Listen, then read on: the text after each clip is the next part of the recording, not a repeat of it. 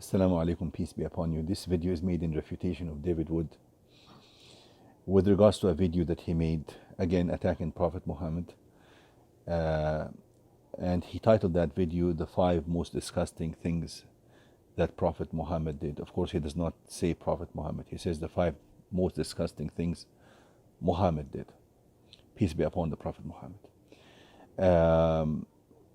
One of those things he discussed was the marriage of the Prophet Muhammad from Aisha, and I refuted David Wood in multiple videos about that subject. You will find on my channel, Learn Islam, or the other channel, Islam Explained.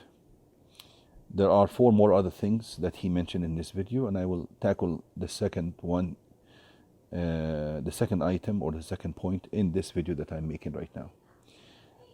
This item is the fact that Prophet Muhammad advised some people who developed a sickness that is well known for the region of Medina.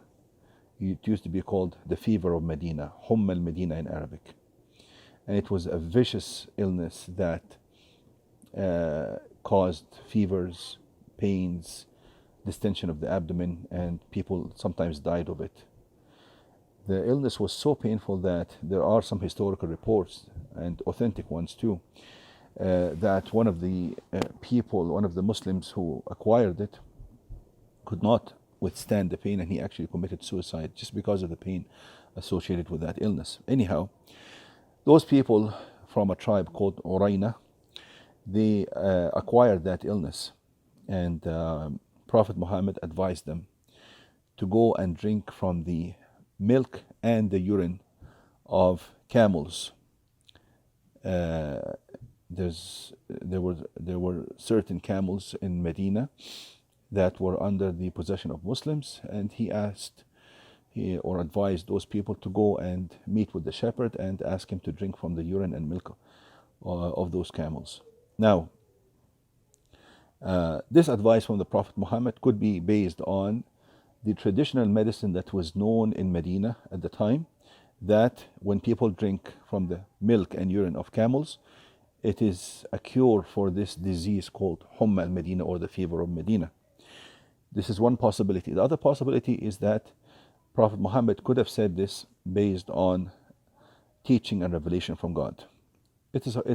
Both possibilities are equally strong.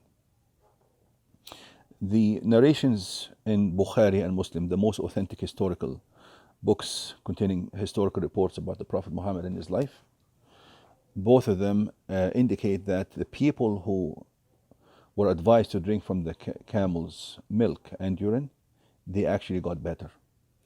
Both narrations indicate that in Bukhari and Muslims.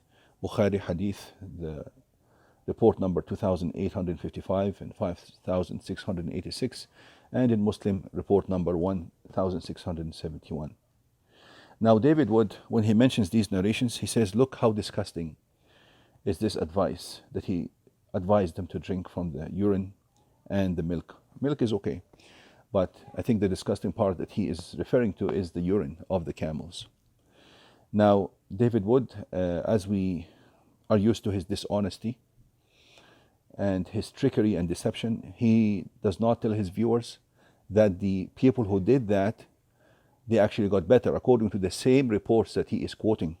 He doesn't point that out. The fact that they actually got better indicates that this was a proven treatment. Either it is a proven treatment that the Prophet Muhammad advised the people to follow, or it was a revelation from God that if they do that, they will get better. Either way, Prophet Muhammad did the right thing. If somebody is on the verge of dying from a disease, and this is the only cure that will save him all the pains of that disease and the complications and the death, is it disgusting that the Prophet Muhammad advises them to a traditional treatment or a miraculous treatment based on revelation from God to save their lives? And why doesn't David Wood tell his viewers the fact that those people actually got better, which is a testimony to the soundness of the advice given by the Prophet Muhammad? Um, Furthermore, I'd like to point out that whether a person considers something disgusting or offensive or not, that is based on his own tradition and culture. Many cultures throughout the globe have had certain traditional therapies and remedies that people living in the West today or living in modern societies anywhere in the world may consider disgusting. But David Wood is quite ignorant about such topics. He just tries to pick any kind of report that he can lay his hand on to tarnish the image of the Prophet Muhammad. And the fact that he cannot find anything wrong with the actual teachings and tenets of Islam, if he could find anything that he could criticize or ridicule about Islam itself as a religion, he would have saved no time or effort, except that he would actually try to spread such mockery. But he can't. That is why he goes and reverts to traditions and habits of the past, of the community in which the Prophet Muhammad lived, which may sound strange to people of the 21st century or to people living in the West. Because whether something is offensive or disgusting, appealing or not appealing, that depends on your own culture and upbringing and what you're used to. I'll give you an example. If somebody, for instance, blows in a cup that you're drinking, a cup of coffee or a cup of tea or a glass of water, if somebody blows in it, you might feel disgusted because some of his saliva could have fallen into that cup. But at the same time, in a birthday cake, you'll get 10, 15 people around the birthday cake, all blowing into the birthday cake, and probably some droplets of their saliva come onto the cake, and you eat it with all happiness and joy, and you don't feel disgusted. It's all based on what you're used to. David Wood, of course, is ignorant that many cultures had therapies that could be considered disgusting or offensive. But he doesn't point those out, and he doesn't even consider that the advice that the Prophet Muhammad, peace be upon him, gave to those people is consistent with the medicine of that time. No, he doesn't point that out because he is desperately looking for anything that he can criticize and mock the Prophet Muhammad by. There's something called urotherapy, which is drinking one's own urine. This is a kind of therapy that has been used for more than 5,000 years in various societies. The Aztecs used it, the Chinese used it, the Indians used it. Just type on Google urotherapy. And I personally find that disgusting. But I wouldn't criticize anybody. I wouldn't criticize those cultures who considered such a practice beneficial for rejuvenating the body and treating illnesses. One more thing. When the Prophet Muhammad advised those people to go and drink from the milk and the urine of the camels, it wasn't a religious injunction. Prophet Muhammad's advice can be classified into religious injunctions and normal advice concerning human life. Muslims are only obligated to follow the Prophet Muhammad's injunctions when it comes to religious practices. But in many instances, the Prophet Muhammad would suggest things, and when he is asked whether those things are coming from God or are they religious or they are his own personal opinion, if he says that they are his own personal opinion, then his companions and disciples knew that they had the right to provide their own opinion, even if it was against his own opinion, the Prophet's opinion, I mean. And I've mentioned other examples in other videos, such as in one battle, the Battle of Badr, when the Prophet Muhammad advised the army to camp in a certain location. And then one of the companions asked him, is this by revelation from God, or is it your own opinion as a military commander. He says, no, it's my own opinion as a military commander. He says, well, I think it is better that we camp at this other place because this way the water supplies would be behind us and we would have access to the water supplies while our enemies would not. This is an example.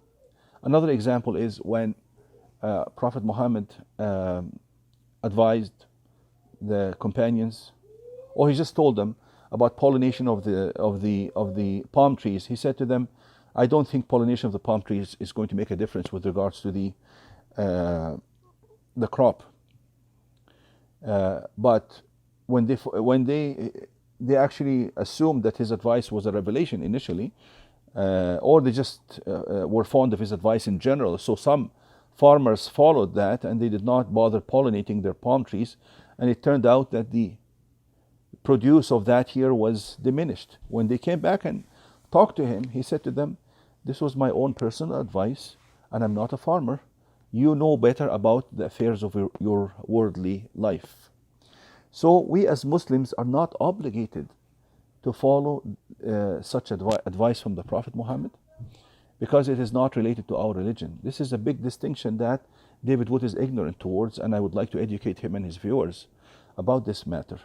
That is why in the same narration which he quoted, he didn't point this out. He didn't point that the Prophet Muhammad told those men that you can go and drink from the urine and milk of the camels if you wish so, if you like. It's up to you. That's another thing he did not point out. So he didn't point out that this was an advice and an option given to them. It's not an injunction, and they didn't have to do it. Number two, he didn't point out that they actually got better, which would speak towards the miraculous nature of this advice, that it came from God. And that is in the same narration that he is quoting to try to criticize the Prophet Muhammad and mock him. Now, do you know that medications used nowadays are actually produced from urine? And this shows you that what the advice the Prophet Muhammad gave was actually groundbreaking, in the sense that he pointed out to remedies that can be derived from the urine of certain animals. And this would actually make sense medically, because if we think this illness of Medina, the fever of Medina, was some form of malaria, for instance, carried by a mosquito or something like this, and some people thought it was malaria actually, and those mosquitoes, they transmit that illness to humans and also to animals. Antibodies are formed in the bodies of humans and the bodies of animals. Those antibodies will be secreted in the urine, and antibodies, if you use them, if somebody drinks them, maybe, I'm just theorizing, but I'm not sure about this information. Possibly it could have an effect. It's just a hypothesis. But there are medications used nowadays at a very wide scale, derived from urine. Does David Wood know that the famous drug Premarin and other forms of hormonal replacement therapy are derived from the urine of pregnant horses? There's a company actually called Pregnant Mare Company that produces that medication. I am not sure about the company name, but I'm very sure about this medication, Premarin, derived from the urine. And you can just type it on Google. Where's pregnant mare therapy, hormonal replacement therapy. Even food additives. There's a food additive, very expensive one. It's called E120. It gives coloring to food, and that is derived from the crushed carcasses of certain bugs. And they actually market that it is not suitable for vegetarians because it is actually derived from animals, from creatures. And people are using it. And nobody ever said it's disgusting. There are many people who consider insects a delicacy. Different insects, even scorpions, even cockroaches, locusts, caterpillars. People are eating all sorts of different things. And that is their culture, or that is their like. They consider it a delicacy. You know that there's even a coffee that is very expensive called Kopi Luwak coffee, produced in Indonesia. It is this coffee. They go to a certain specific civet. It looks like a cat. This animal feeds on coffee beans and then defecates the coffee beans. Then they take the defecated, the fecal material containing this fermented and these digested coffee beans, and they use them, they pick them out of the feces, they clean them out of the feces, and they make this very expensive coffee.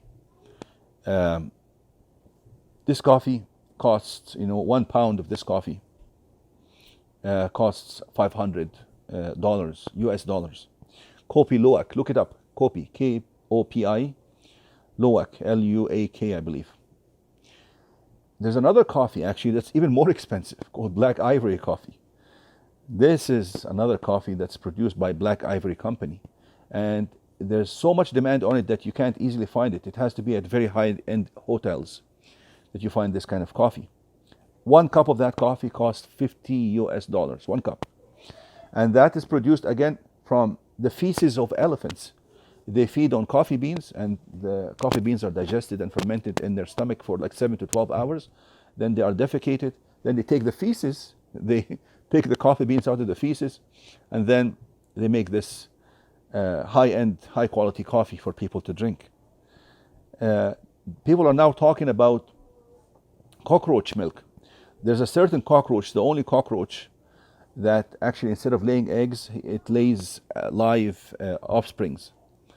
And it actually produces certain milk crystals that are 4 times more nutritious than cow milk, and they contain all the essential amino acids, contain sugars, fat, and everything.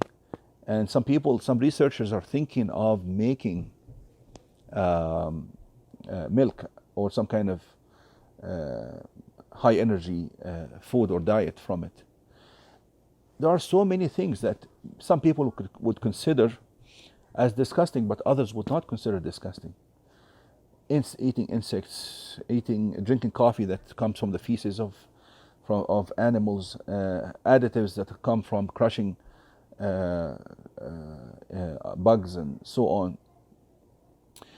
And in the Bible itself, it is mentioned that John the Baptist, his food for a long period of time was honey and locusts. His meat was locusts, eating locusts. Now this could sound disgusting to some people, but in their culture that was okay.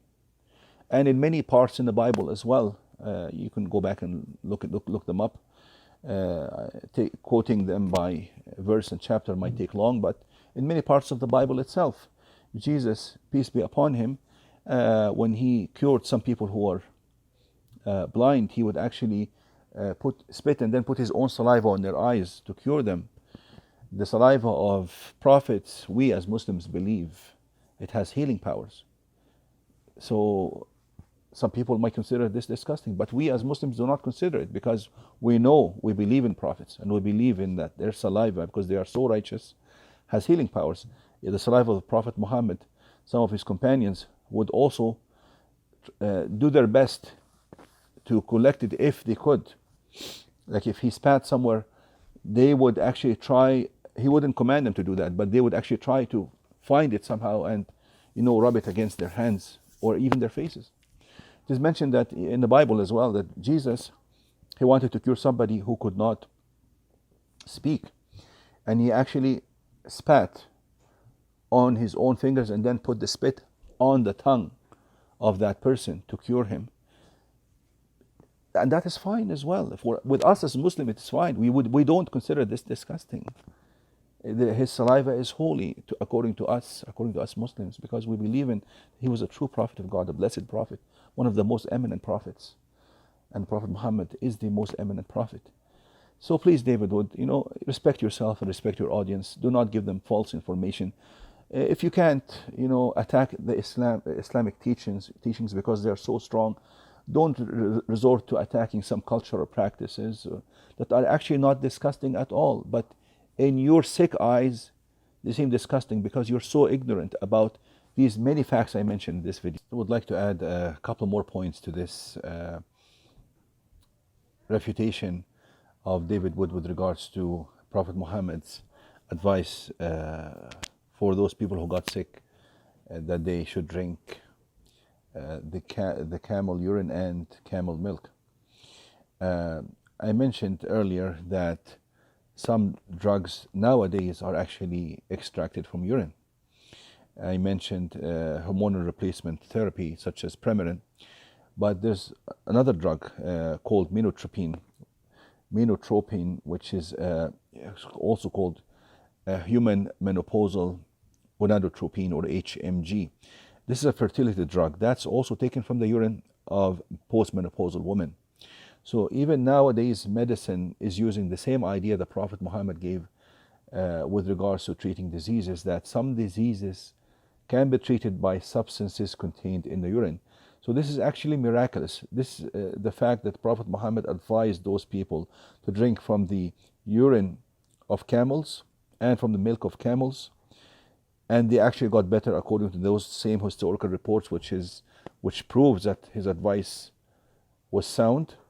And nowadays, doctors and researchers are extracting substances from urines of horses, as I mentioned earlier, and from the urine of postmenopausal women, also to generate medications and drugs.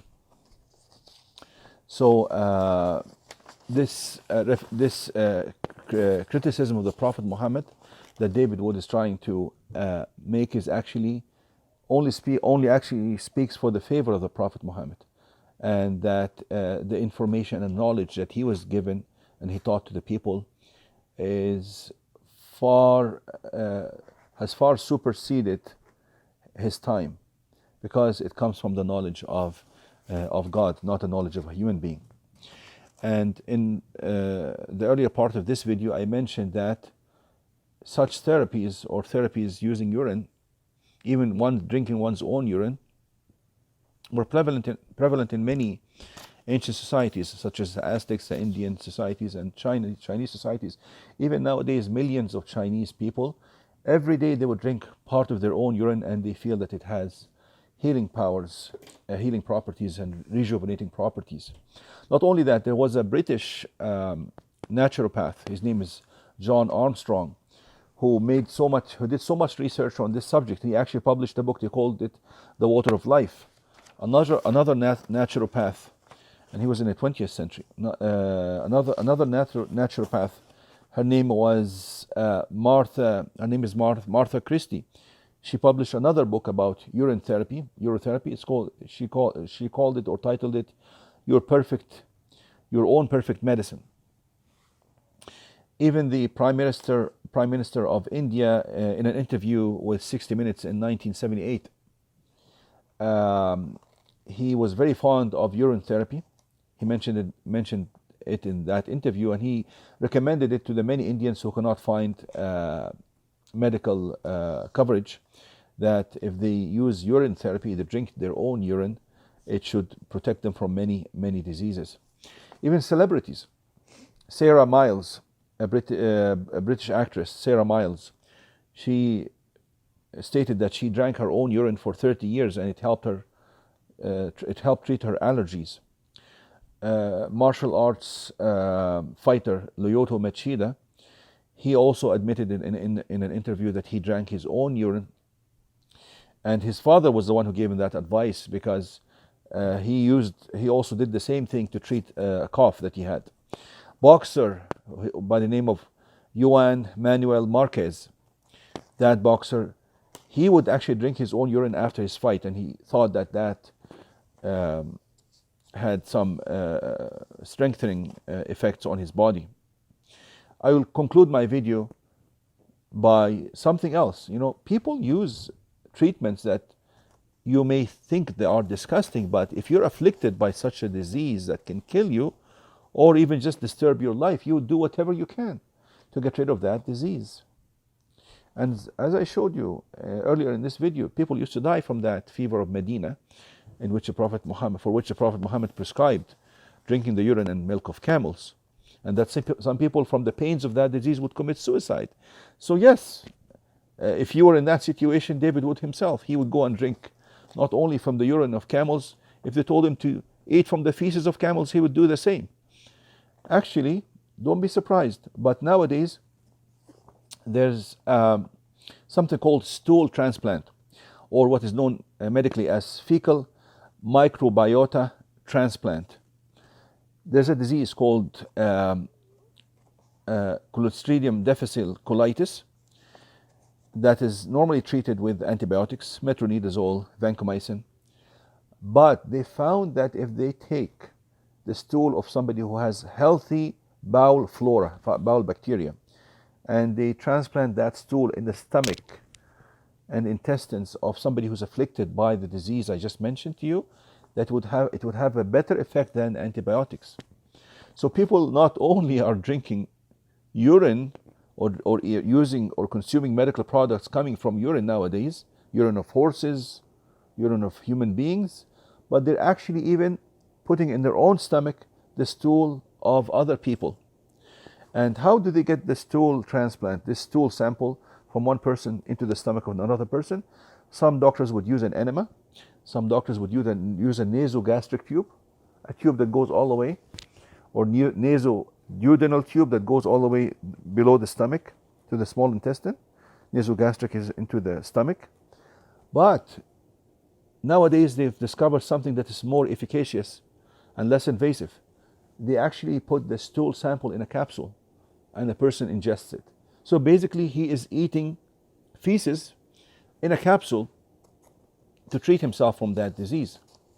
So don't be surprised, and I don't know how David would mock the Prophet Muhammad for giving such a groundbreaking advice that is the foundation of many medical therapies to come in the future.